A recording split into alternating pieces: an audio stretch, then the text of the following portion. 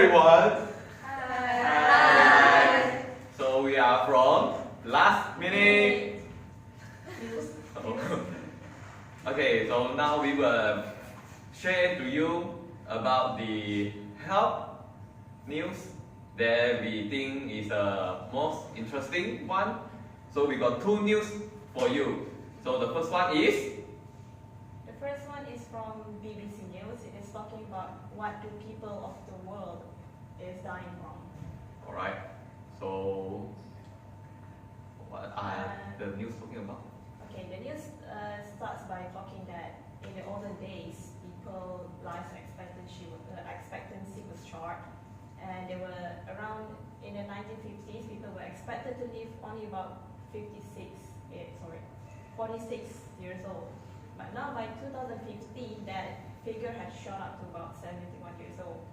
But despite people living longer, it does not mean that there are still a lot of people dying from preventable diseases. And there's a graph that shows the life expectancy of people at birth by region, and it includes North America, Europe, South America, Asia, Northern Africa, and Sub-Saharan Africa. And the graph shows that the highest age is 79.6 years old in Northern America, while the lowest figure was at 59.3 years old in Sub-Saharan Africa.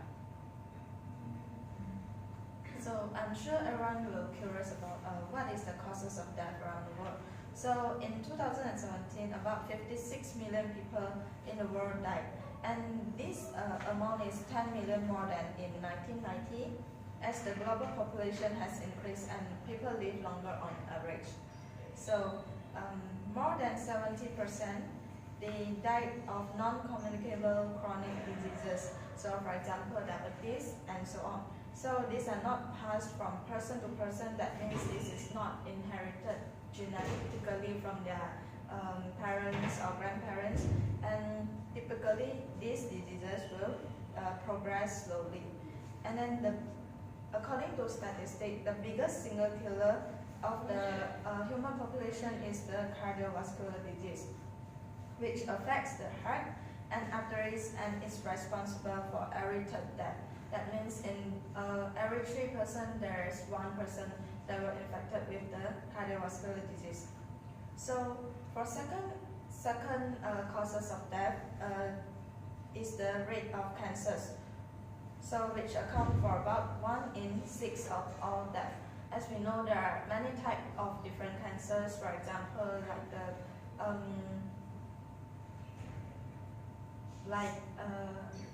mast cell tumor, brain cancer, and so on and so forth. So after the cancer, the cause of death is other non-contagious diseases such as what I have mentioned just now, the diabetes, certain respiratory diseases, and dementia are also near the top of the list. Yeah. It is quite shocking that although nowadays we have a lot of medical facilities, but still have quite many of people are dying from preventable cause. About 1.6 million died from disease related to diarrhea in 2017, putting it up in the top 10 cause of death. In some countries, it is one of the largest killer. Neonatal disorder, the death of a baby within the first 28 days, also claimed to have 1.8 million newborns in 2017. The frequency of this death varies greatly from country to country. Basically, for more modern countries such as Japan, have fewer than 1 in 1,000 babies die in the first 28 days of life, compared with just under 1 in 20 in some of the world's poorest countries. Other preventable deaths are high up the list. Road accidents incur a high death toll in the richest and poorest countries alike, claiming 1.2 million lives in 2017. While many high-income countries have seen significant fall in road death in recent decades, globally, the number of dying on roads are almost stay the same.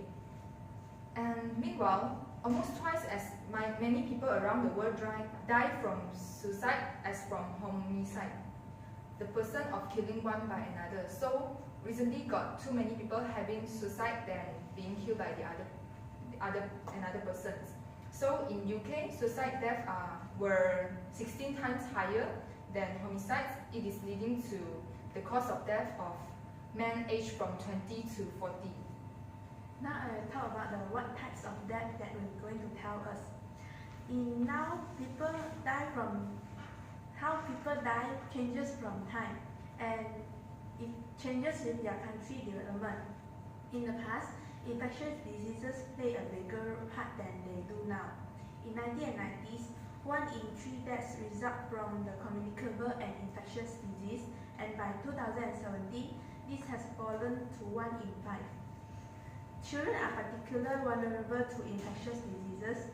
As recently as 19th century, every third children in the world die before the age of 5.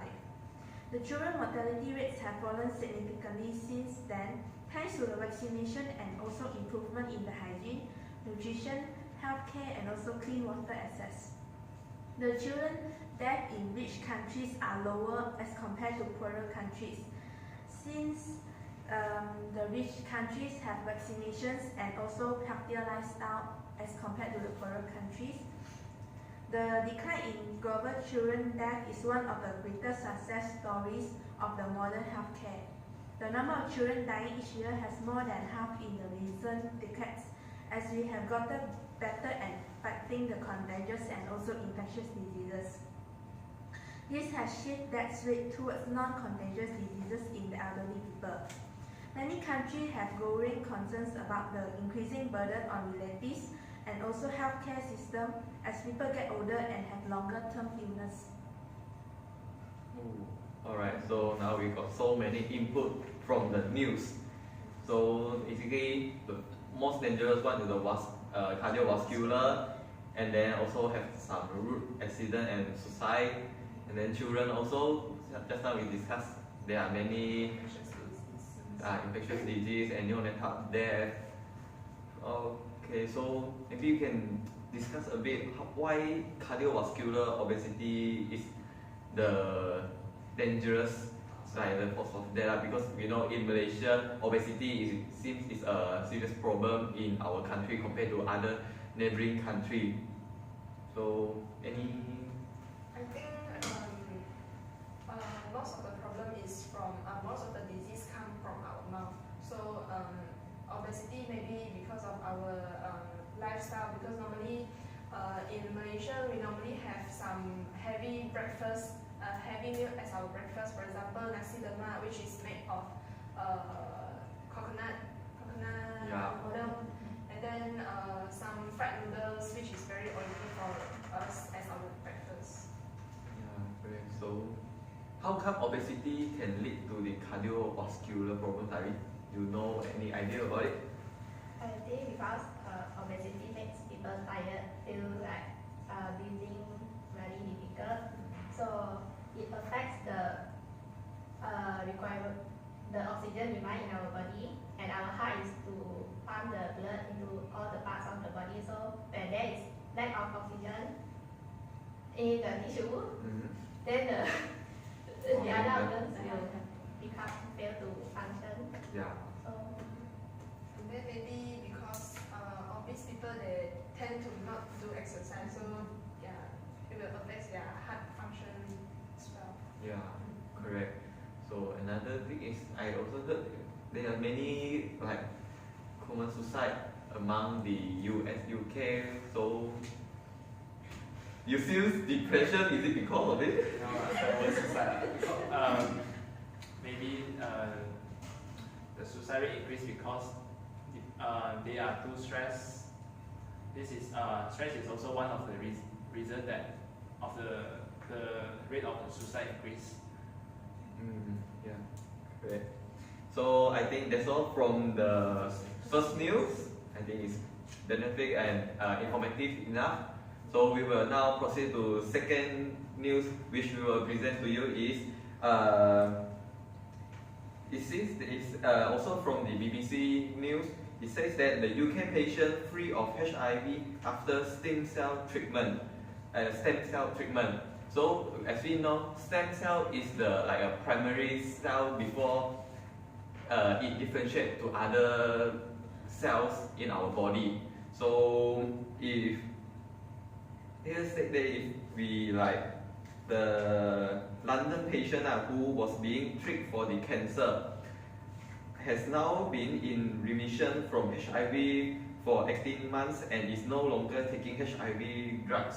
So we also know that HIV is a lactic virus that for past few years ago we still don't have the solid cure for it. But now researchers say that it might have the cure for the HIV, which is a good news for us. It's a hope for so many HIV patients in the world. So experts also say that the approach is not practical for treating most people with HIV, but one day, hopefully, we can find a cure. The male London patient who has not been named was diagnosed with HIV in 2003 and advanced and have the advanced Hodgkin's lymphoma in 2012.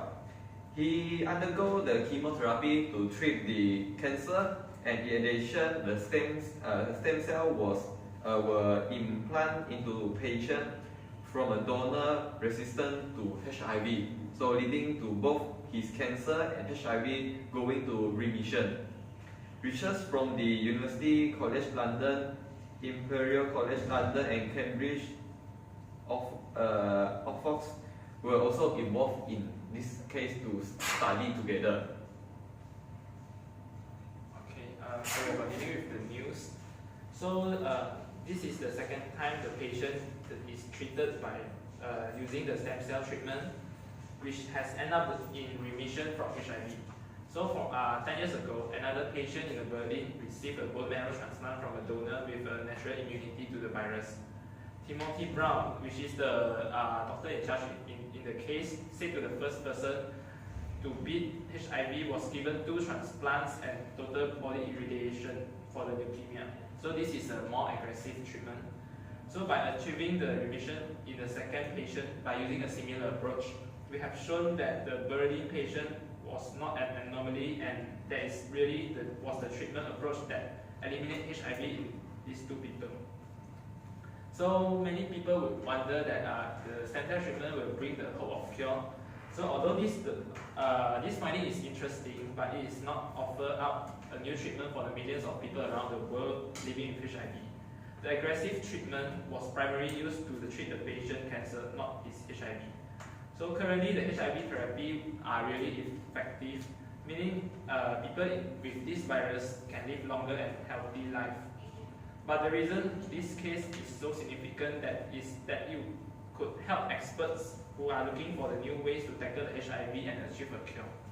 So understanding how the body can naturally resist the infection does offer up hope of this, even there is still a long way off. Okay, we know that HIV is a virus, so virus live in the cell and it needs receptor to attach to the cell. So this receptor is called CCR5. CCR5 is in our body for the HIV to attach to the cell and penetrate into the cell and cause the disease. So stem cell is when they alter this receptor so that the HIV will not enter the cells and cause the disease. However, this treatment requires multiple times to treat this disease, and the UK researchers say that it is possible to use gene therapy to target the CCR5 receptor in people with HIV. And they know that the Berlin patient's recovery was not a one-off. Professor Graham Cook, the National Institute for Health Research professor and the leader in infectious disease from London, states that the results were encouraging, but it's not 100% can treat all the patients with HIV. And then this report is actually supported by a reader in infectious diseases and honorary consultant physician at Cardiff University, which is Dr. Andrew Friedman. And he said it was a very interesting and potentially significant report. But he also said that much longer follow-up would be needed to ensure the virus did not re-emerge at a later stage. So he claims that while this type of treatment is clearly not practical to treat the millions of people around the world living with HIV, reports such as these may help in the ultimate development of a cure for HIV disease. So in the meantime, he said the focus needed to be on diagnosing HIV promptly and starting patients on lifelong combination antiretroviral therapy. And this can be prevented by this can prevent the virus being transmitted to others and give people with HIV a near normal life expectancy. So since like HIV is not longer like 100% fatal disease in the world already, so we are now trying to invent a new kind of therapy or drug against it. So in this case, we might reduce the mortality from the news that we talked about, because just now we also talked about the disease will cause the infection, but thanks to the vaccine and all the new therapy, the drug invented by our great scientists and researchers, so hope that in one day we can eliminate HIV from our world. So I think that's all. Probably anyone have other things to want to add on? No. So that's all for today. Thank you everyone. Thank you.